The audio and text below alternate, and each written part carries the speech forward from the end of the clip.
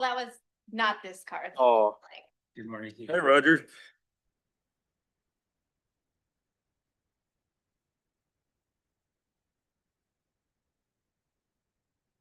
Well, my husband ran over a deer on Saturday night with my car, but my car's actually pretty well okay. ran over like one. The that- car coming at him hit it and then it flew over in front of him and he ran it over. My son did that too, but his car didn't clear. I mean, it's still drivable, but it's. Right. Morning. Currently have no heat shield, but that's okay. The new one's on the way. A heat shield under Morning. it. Kind of windshield. Yeah, no windshield, but it's fine. Just wore my snowmobile suit today. Right, how's that? Just in case.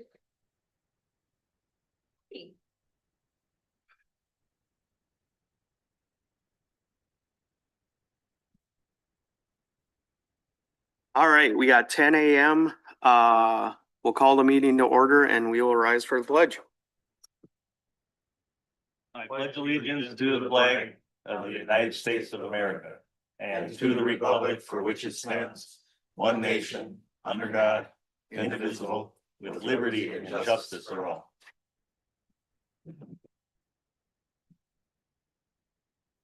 All right, at this time, we'll call a public forum and, yep, come on up.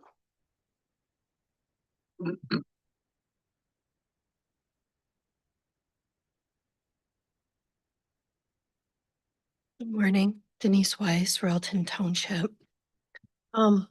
Same thing that we've asked on several occasions. We're talking about cannabis.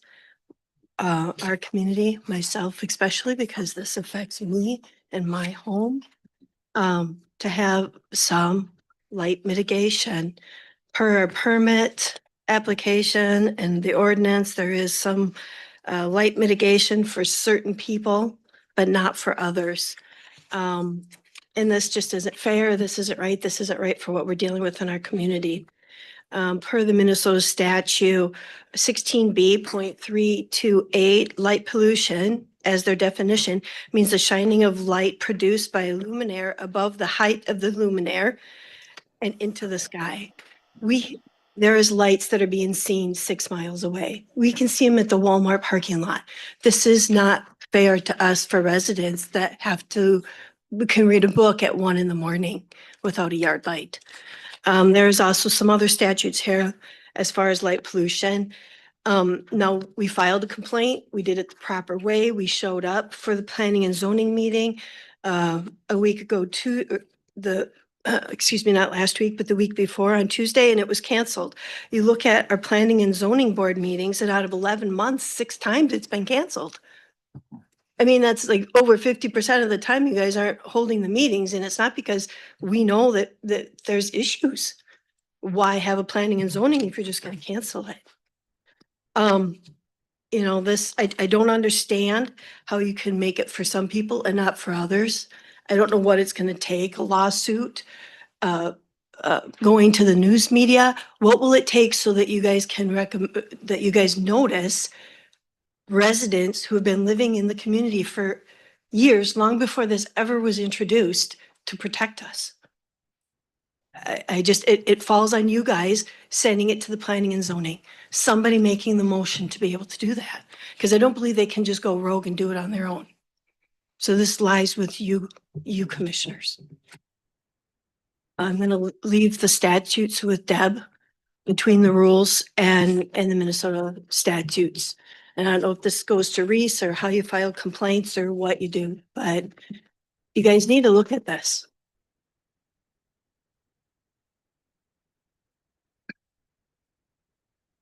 All right, thank you. Thank you.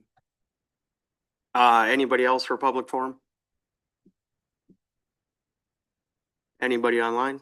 Nope. All right, we will move to adopt the agenda. Is there any correction or revisions or additions? Yes, Mr. Chair, members of the board.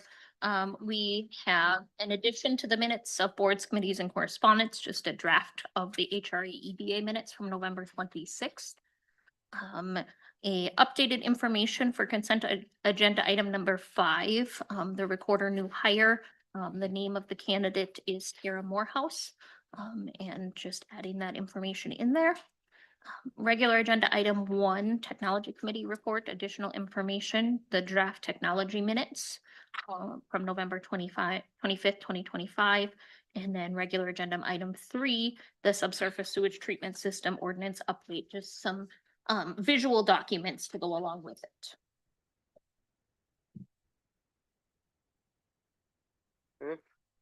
Mr. Chair? Yeah. I have one addition I'd like to put on there if possible, under 3, regular agenda 3A. Just just a brief discussion about a fraud at the state level, not at the county level, but at the particularly HHS and some of the reports that we've been getting in media, so. Okay.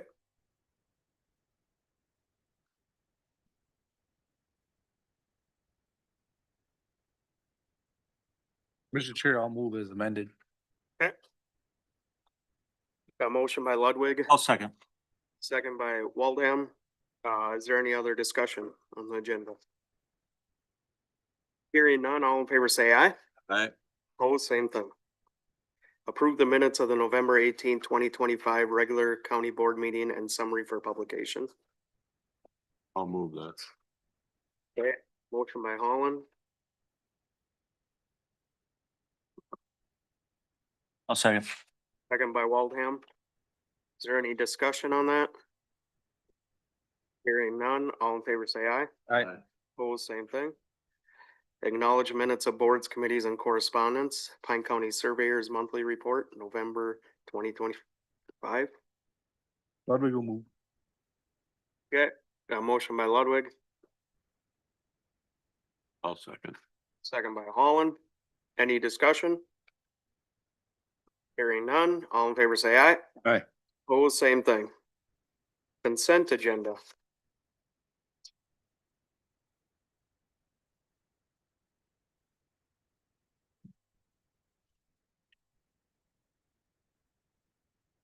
I'll move consent.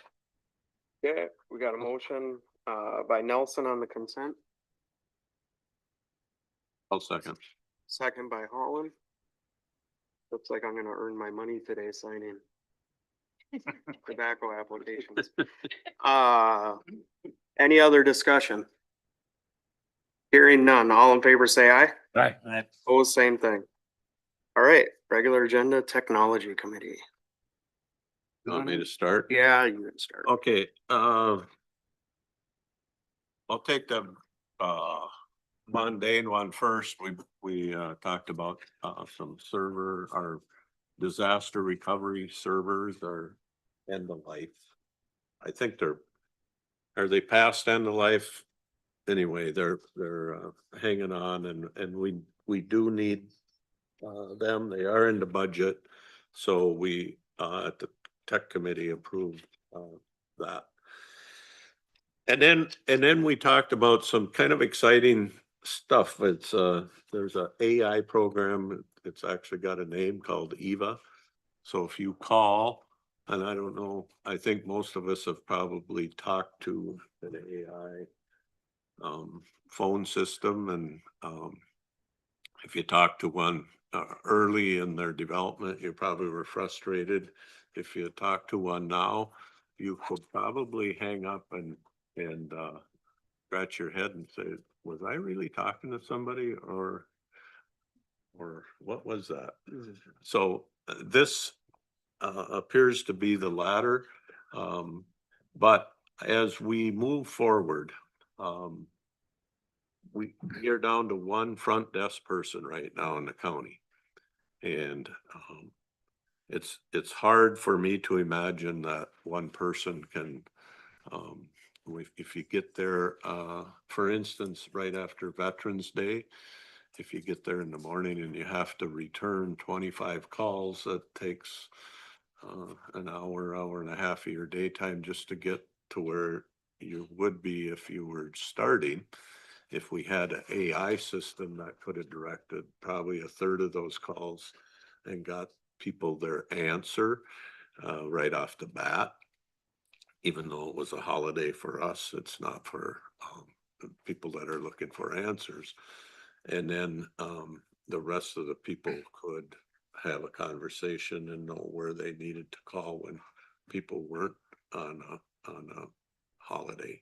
So, but the big thing is, I believe it's about 260 some calls a day that we expect one person to answer, and then that of course rolls over to other people. But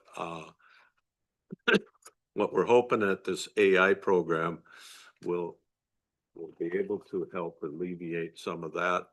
But really what we're looking ahead for is in 2027.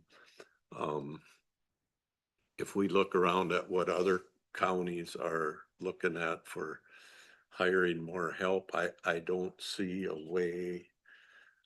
It's been suggested that we would need probably an additional, is it 10 people, Becky, to fill all these positions, and I don't see a way that we're ever gonna afford that. And if we can develop this AI program into something that could handle probably a tremendous amount of that work, it'll really help us in 27 and beyond. Yeah. Help us now, but I think really in the future is what we're looking for. How long does it take to set that up in our system? It's a good question, Matt. Becky's gonna have to help me on this one, but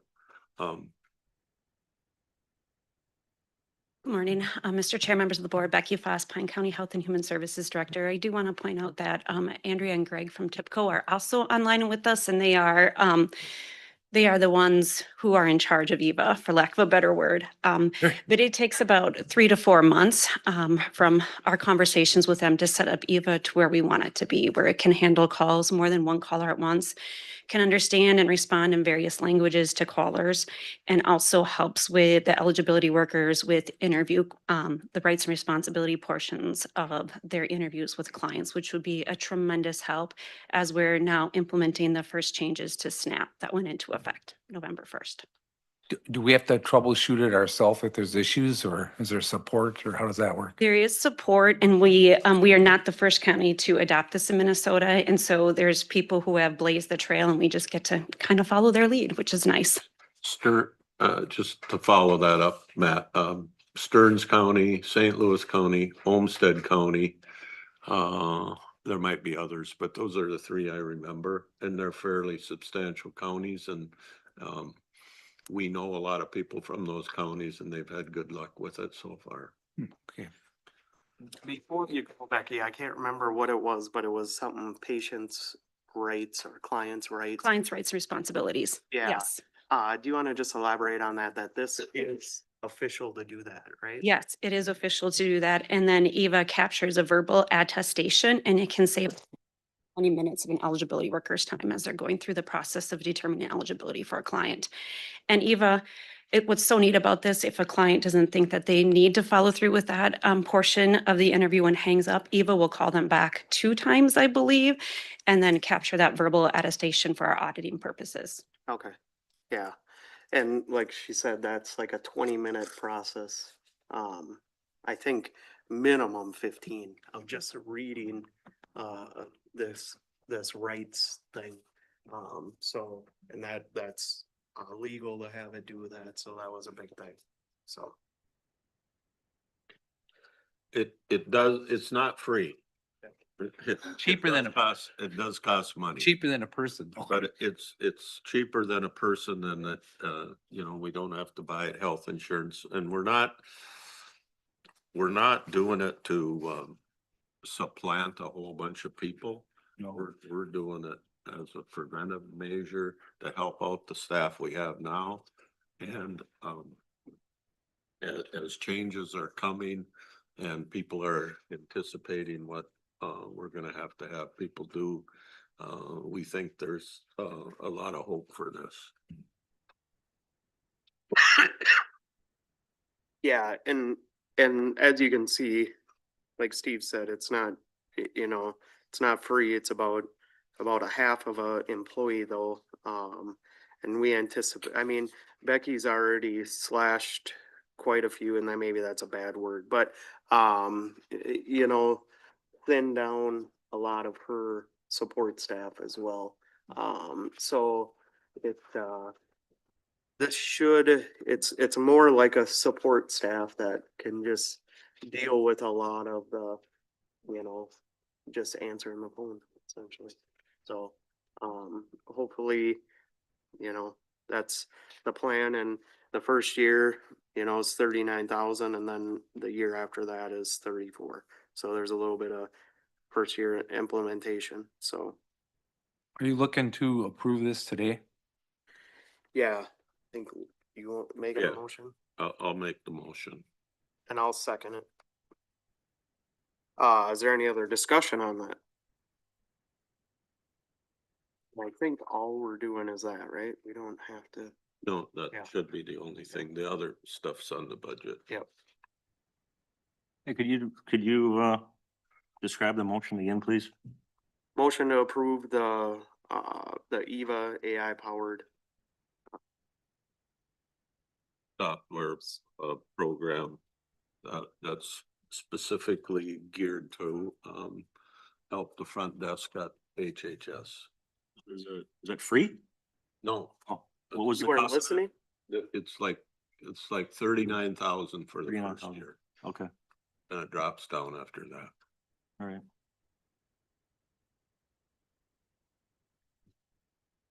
Got it. Thank you, Steve. Just like we stated before, the first year is 39,400. The year after is 34,020. You And said, it's in the minutes right here if you wanna look. gotcha, thank you. Same And then you thing said you got. Stearns and Olmsted County were two counties that got good luck? Olmsted and St. Louis Okay. counties. Thanks. There are some more, JJ, but Yeah, no, that's plenty. Thank you.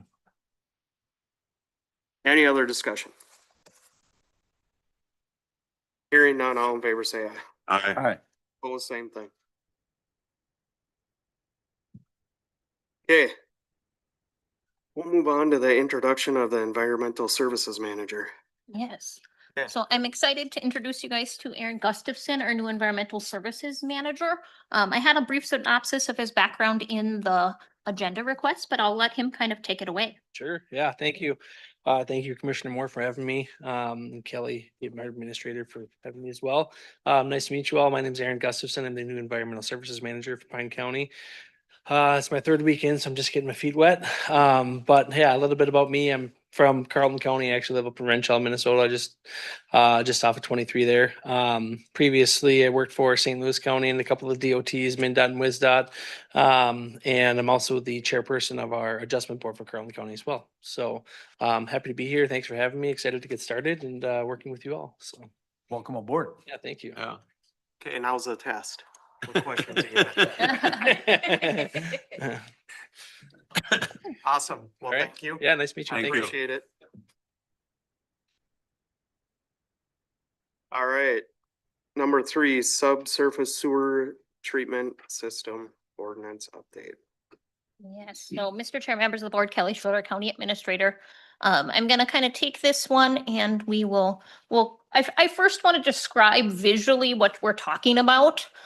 Just so that you have an idea of the situation that we have been looking at. So you got those visual slides and they're also on the screen. So Minnesota Rule 7080-0100 subpart 3F states that any new lots of record created after January 23rd of 1996 must have a minimum of 2 soil treatment areas that can support a type 1 septic system. So a type 1 septic system is what you see the visual on the left, which is a mound system.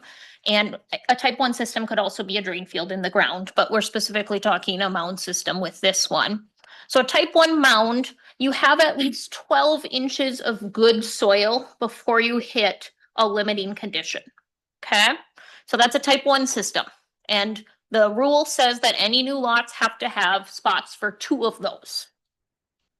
However, throughout Pine County, a significant portion of the time on existing lots, we are installing what's called a type 3 system, which is the other visual that you've got up there.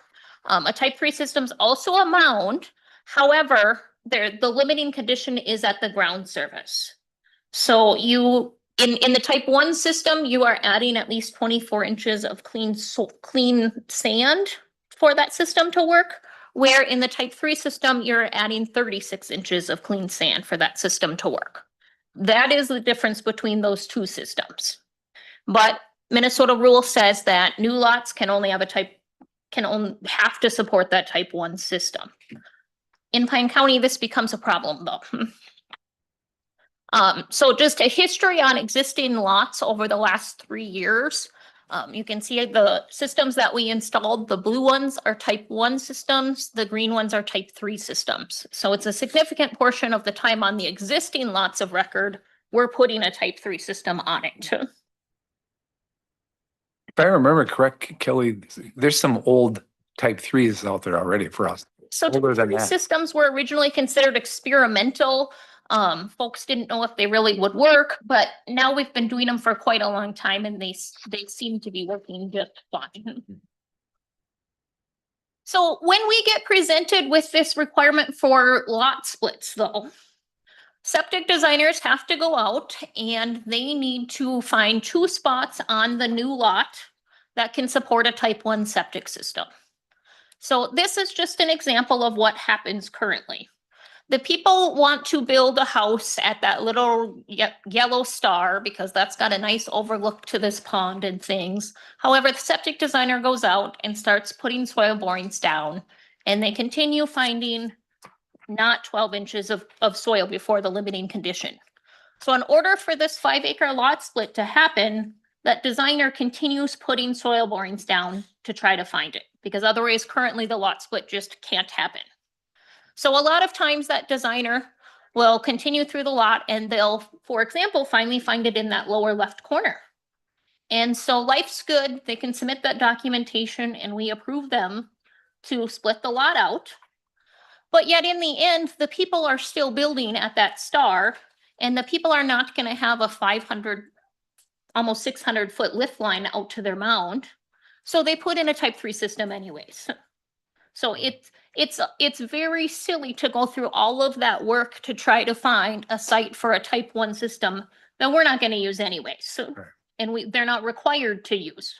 Just to be able to create that lot, we had to show that it could potentially. Question, Matt? Yeah, why, so we do it already.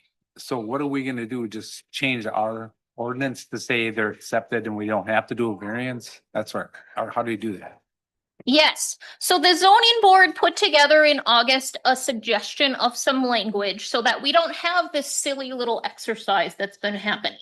So the zoning board put together a suggestion that within our septic ordinance, we have an administrative variance procedure where in certain circumstances, we can approve new lots to be created that don't have 12 inches of good soil. And so what the zoning board put together was if a lot is unplatted, so it's not, it's a 40 that we're splitting into 2 20s. It's not like a huge subdivision. If it's unplatted and the new lots between 2.5 acres and 4.99 acres, as long as there's 60% buildable area as demonstrated by a wetland delineation on that lot, the zoning board suggesting we could just approve that. And that's between 2.5 and 4.99 acres. They suggested if the new lot's more than 5 acres, we would just be looking at if it has at least 1 acre of buildable area. And so I just so the MPCA has a few other changes throughout the ordinance they want us to see. So I'm going back to the zoning board in December here to discuss those changes. But I just wanted to present this language to you guys and make sure, get your feedback on it. If this makes sense, if you'd like to see different language from the zoning board, because after that December zoning board meeting, then we'd be scheduling a public hearing and getting this adopted because we do have some subdivisions actually waiting for this hopefully to get approved. I just want to run it as efficiently as we can. I think I understand, but I was confused on something. I'm confused why somebody keeps potential spamming me here. But, did I read that and I just heard you say, if you got 20 acres, if you have 1 acre of buildable land, you're good? If I want to, if it's a 40 and I want to split 20 acres out, and you don't have 12 inches of good soil, as long as you have 1 acre of buildable land, we would give you the administrative variance. Okay, but if you got a 5 acre lot, you need 60% of that lot to be buildable? 4.99 acres or less, right, you'd need 60%. Which is 1.5.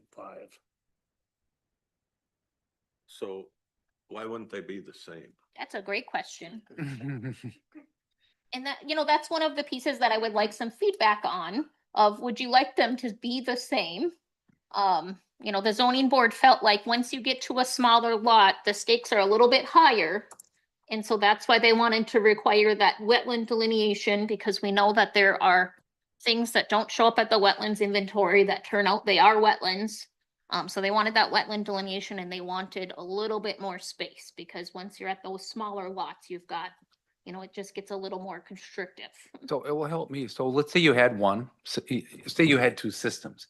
How far apart do they have to be? It's like if one fails, you have to, you know what I mean? Is there a distance they have to be? Right, so they can't impede on each other. So they could basically be just not so far apart. Right, Okay, yeah. make because- them the same then, I think. Well, so what happens if you got a small little lot? And you're already on your second mound system. And that fails. Then what are you down to putting a holding tank and having it pumped every week? There are other systems, like a type 4 performance system, where you can make them smaller, or maybe you just end up with a too small of drain field and you're doing some time dosing. I mean, there's options. They're more That's expensive beyond me. options, but they're not, yeah. That's a reality that's faced today.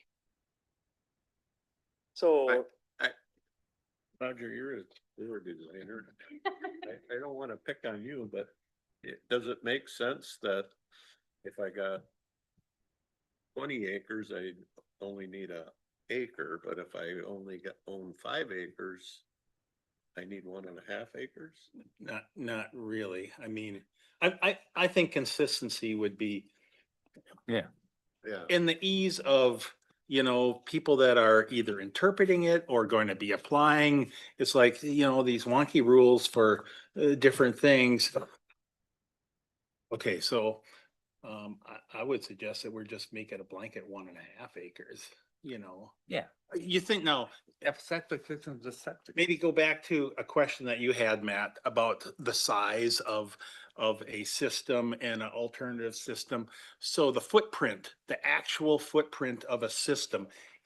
The typical mound system for a 3 or a 4 bedroom house is gonna take about 1/10 of an acre at the most. So you think about 1/10 of an acre, and you're gonna have an alternate, another 1/10. And then they're gonna need to build, their house and their lawn and. You gotta have a well. So reasonably, you think, oh, 1.5 acres is not very big, but it actually is kind of big when you were talking about systems that take 1/10 of an acre. So, so I think that's reasonable. Yeah. This is probably a good, we've got a lot of places that our development is impeded because of the 12-inch rule. That if you so happen that it was already a parcel of record, it's not a problem, but we just don't want to throw the gate wide open Right. we want to build some safeguards. And I think that this still does. Maybe a question that I would have is, so we have the 12 inches. Is there any minimum as far as buildable on that? We Currently, really, we do not. we have a 0, so if you found 1/10 of an acre, well, 2/10 of an acre. You need technically Yeah. 2/10 of an acre off of a 40 that you're going to split somehow. If you found that and the rest of it is all wetland, you could still do that split. Well, you know, and this is maybe, I'm not suggesting, maybe we want to go to the point where doesn't matter if it's 12 inches or not. We still need to have some sort of buildable, you know, in our ordinance. Now that's maybe going a bit beyond, but I'm just throwing that out. Because Mhm. because we're not creating more land. The land is getting split up into smaller pieces. It's not going the other way. And we need to be thinking about what's going to be happening down in the future. We want more development, but we need to put some guardrails on that. Just something that maybe I thought about that maybe to bring back. That's a good one. I don't know how that's gonna impede. I just can't think of any situations that I've run into that having that in there in general is going to impede unless you've got a platted situation. And then plats, they fit in a whole different category anyway, so we're not really talking about Right. that. Yeah. I think if it's an acre and a half, it should be an acre and a half for everybody. You know, if that's in this particular situation, just so our people don't have to explain, well, if you had more acreage, you only need an acre, but since you only got 5 acres, you need an acre and a half. It just seems a little bit easier to explain to people. What do we think about the idea on those smaller lots to require the wetland delineation? Just, and you're only requiring it if there's already 12 inches of good soil, you don't have to worry about it. Because then we don't have a question of if it's wetland. It's what if you only have one spot though? Then what are the options? You can't, if they want to build, do they have can they try the type 3 and then go to a holding tank if they have to, or what? I mean, would it just stop them from using the lot? If they only have one type 1 system Yeah. spot, Why can't you have another system style if that one fails? right, you could, and you may end up with the other system style. Yes, this is just the requirement for creating the new lot. I got something, Mr. Chair. Mhm. We have a small development right now that wasn't even in the wetland map. And just, it got delineated and it got shut down and it got stopped. Can we have some kind of language? If it's not even on a wetland map, why would we go have staff start a delineation? Because if it's not on a map, it's not on a map. I mean, we've already established that. The government has already provided that information. Millions of dollars of study to not only determine that, but, you know, to print the maps, document the maps. That's what's happening right now. So to be clear, the maps are not the be all end all. The actual site is what determines whether it's wetland or not. The maps are just a tool. Well, then I guess consistency to where if one person can just have their property moving forward with development, land sales, houses, families, businesses, because it was just simply determined, well, it's not on a wetland map, so you're good to go. But then some consistency, I guess. Did they do Why have a map? Why have a map? Did they do borings on that site? Not on the ones that just Right. were approved by simply going off of a map. And I think some of that consistency that you lose is because we have such a disjointed zoning jurisdiction in Pine County. Yeah, I could give you that, yeah. So, Mr. Chair, a question, and maybe in, kind of following up the oars and tying together. So when if we're gonna have the 1.5 acre buildable, requirement in there, for less than 12 inches, or well, for anything really, if we're thinking about that. Who makes that determination? That is staff that goes out and makes that visit, I'm assuming. And at that time, when they're determining what is buildable, I'm assuming that they're gonna do a site visit. They're also going to maybe consult if there is a wetland map. And so are we being really redundant in asking another agency to have a first look, second, third look over this? And I'm concerned that we're relegating authority to a department that we, you know,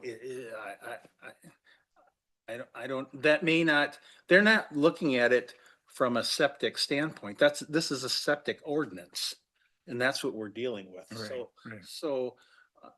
I'm thinking if we go with the 1.5 acre and we rely on our staff to make that determination, I don't know that we need to have that delineation.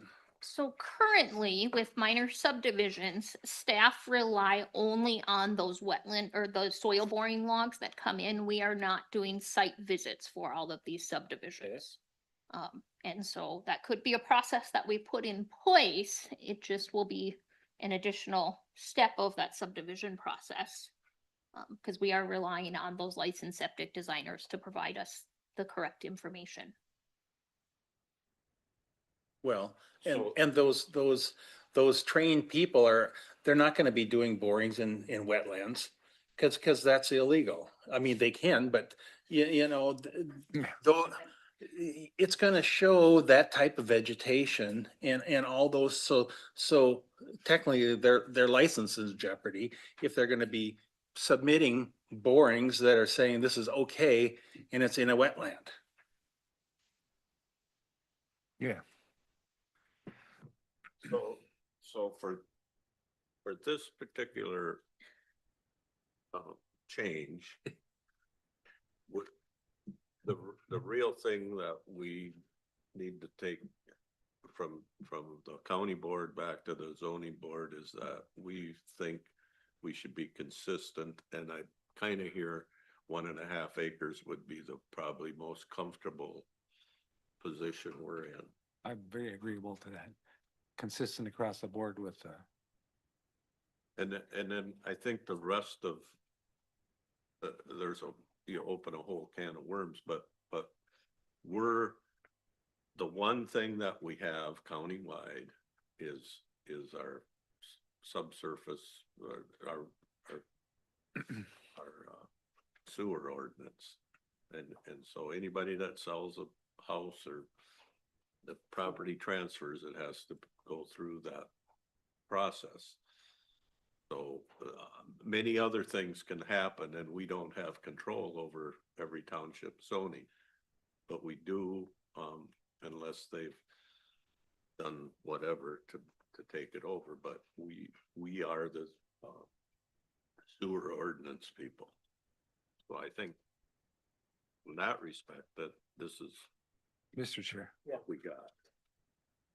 So like, I don't know what exactly which one JJ was talking about, but is there in the septic plan, like you're gonna have weird sites at times, right? That, let's say they're really, you can't determine whatever. So is there a variance you can use then, or is there a way you can put a system in if it's hard to tell if it's one or the other? I mean, what do you do? When you say it's hard to tell whether it's gonna be a type 1 system or a type 3 system. So our septic ordinance currently provides kind of a process on how to determine when it's like the designer and the county have differing opinions. Mhm. Or the two designers have differing opinions. There's a process already laid out in our ordinance, whether that's the county just has to decide or like a soil scientist comes in. So There's already kind of those dispute resolution processes built into the ordinance. I'm assuming there's a variance process if somebody comes in and they got two superb sites for sewer, they got a place for the well, they got a place for the house. But on that 20-acre piece, there's only 1.39 acres of decent land that there would be a variance. That would be Right. what I would Considered. considered, yes. And I think we're maybe getting off track here. Yeah, I think so. Yeah, and this just provides the administrative, the easy way to do it. Right. You know, there's always the true variance process to do it. But if they meet this criteria, an acre and a half at least, then you got two sites and a building site, you're golden. And that's what we're looking for, is just some consistency, right? Right. All the other stuff is maybe for something else. So does that make sense, to everybody? I think for now, and then it's gonna go to the zoning committee and then we'll have And a then it'll public come hearing. Okay, you're good? I'm good, thank you. All right, we'll go to 3A, Commissioner Nelson. Okay, great. So you read the Star Trib, you read Epoch Times, you read some of these national papers, and they're talking about, you know, the fraud issues in Minnesota and our, you know, with our governor and his departments and such. And particularly the latest one, the US Department of Revenue and this finding this fraud, you know, with tax credits, and then it ties back to, you know, some of the programs that were state programs and social services. And so then recently Minnesota, they froze a bunch of these people that were getting benefits because their names showed up. Whether they were actually involved in the fraud or their names were stolen and they didn't know anything about that. You know, so both things are happening. And this was like, I don't know, correct me if I'm wrong, within the last 3 weeks or something like that. And then there was a question, should the names be released? And no, they said, Minnesota said, no, we're not going to do that. Okay, so I will grant you that primarily that's not happening in our county, that we're not the, you know, those names and whatnot, but they were provided to all the counties, my understanding. So maybe Mike, and I'm not, to our HHS director, was Pine County were any of those names, those numbers, come back to Pine County at all? That they've got to work through that? You know, and I'm not really trying to put you on the spot per se, but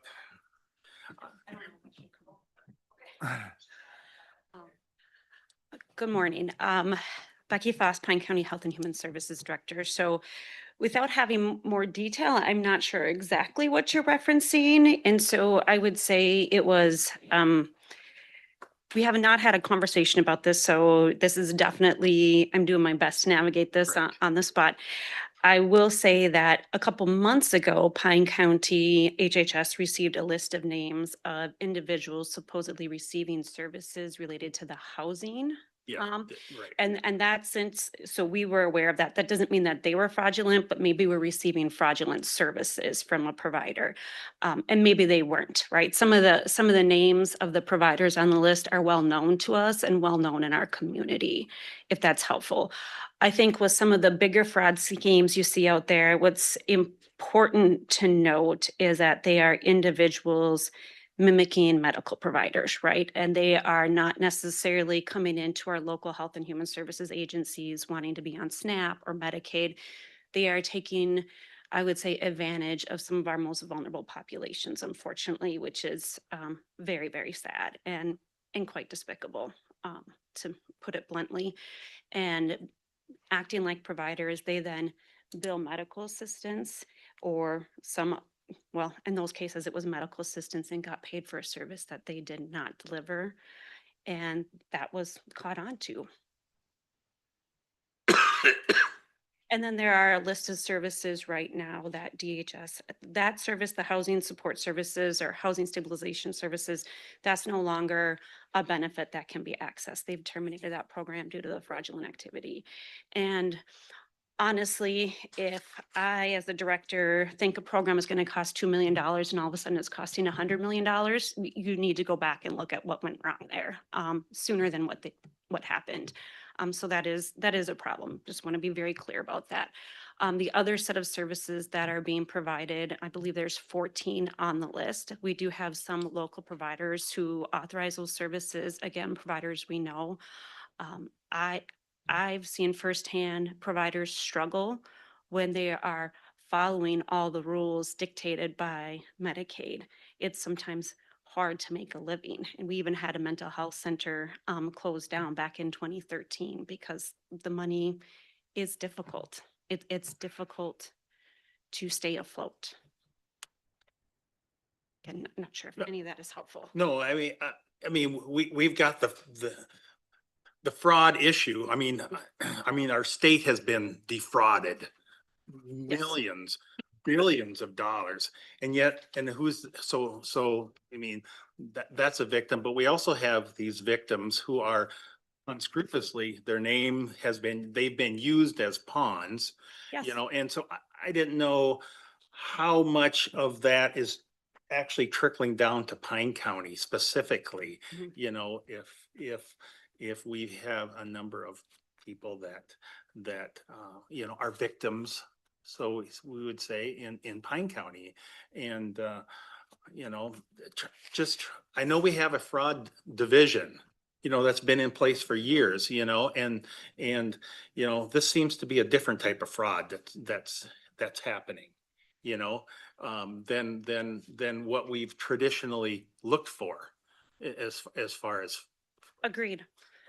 fraud.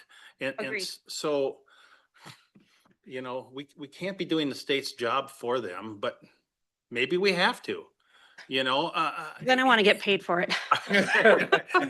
I would say, I know what you mean. And in other conversations I've had with this type of fraud that we're seeing, where we see sometimes it being stopped pretty efficiently and being flagged is when our clients are receiving maybe SNAP, Medicaid, some housing services, and they have a social worker attached to their file because the social worker knows and is talking with them more regularly and can see if something sounds amiss. And I can give you an example of that locally without getting into details of the outcome. One of the social workers alerted her supervisor, client was living in a facility in this county, and all of a sudden was only getting a peanut butter and jelly sandwich. And it seems like staff were quitting and it was a new outfit taking over an agency. And so then that gets escalated to our people that we have at the state and then to the OIG's office. So there are occasions where if a social worker is attached to a client who's vulnerable, they are sometimes the first to hear about it and then can sound the alarm to the appropriate people.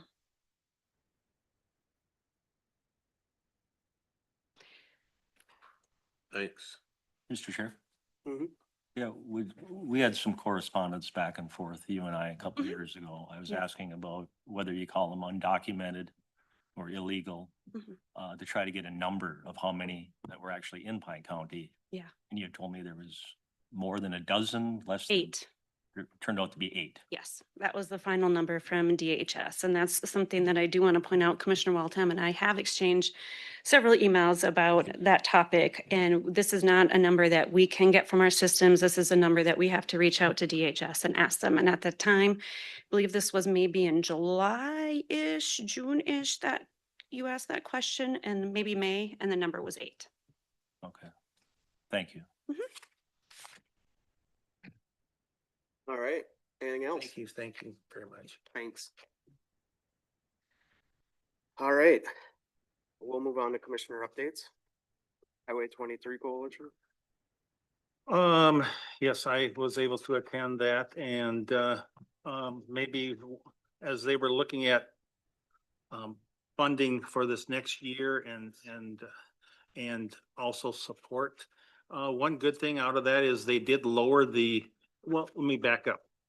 There's an initiative of pushing towards, there's different sections of Highway 23 that have been built out, but the northeast corridor which is what touches Pine County, from basically Foley up to the I-35 intersection.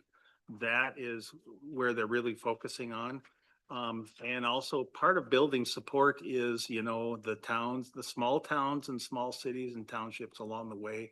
So they actually lowered the fee substantially to be a part of that, down to like $50. So, for some of these small towns, that makes a difference instead of 500. So that was probably a good thing. Roger, I got a question for you. Because the landfill, I mentioned that at the landfill board meeting last month, and they would be interested probably to join because That would be great. they've got semis every day delivering product and hauling product out of there that have to get on and off Highway 20. Okay. And sometimes those loads go to St. Cloud. Sometimes a lot of them come from the Hinckley transfer station to take 23, so. The $50 would be awesome. Yeah, I'll follow up on Okay.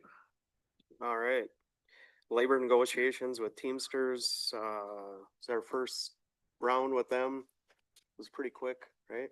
I think we're in the heat of it right now. Yep. Think we meet with them again this week or next week? I don't know. We got a whole. We have a whole pile. bunch this week. Okay, Pine County Zoning Board, Was canceled. okay. Snake River Fur Post meeting. Okay, I hope all of you have been to the Fur Post at some point in your life, but it's just west of town, a couple of miles. It's been a historic site for 60 years probably. It's run by the Minnesota Historical Society and due to some budget shortfalls at the society, they closed the Fur Post. Kind of unceremoniously, with no outreach to the community at all or Pine County.